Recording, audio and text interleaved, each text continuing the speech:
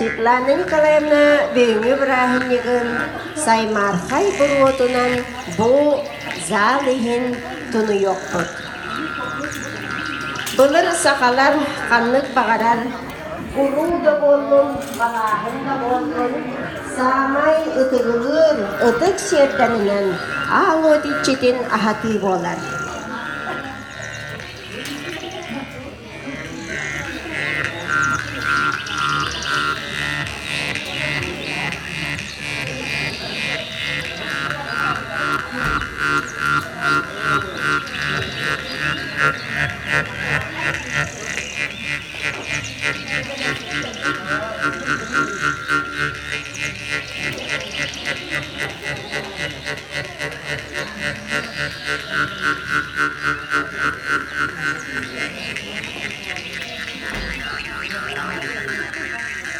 Alo putu maida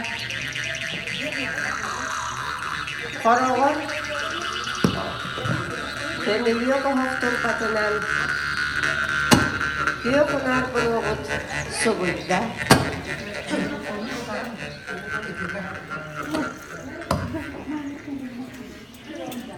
bugün doğumlar Kuşkay Korak'ta Svetlana Nikolayevna ayınlattan aydardır.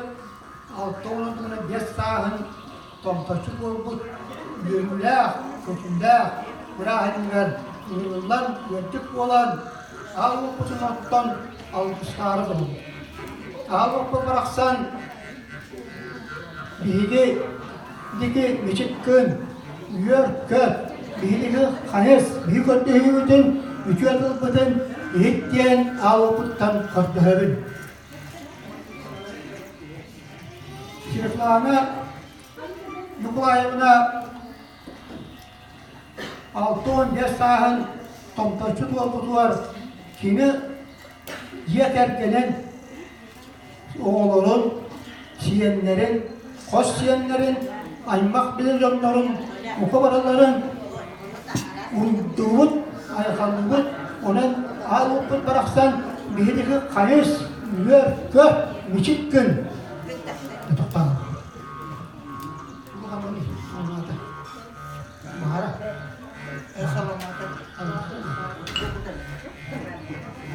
Yör, gör, bihdeki miçit gün.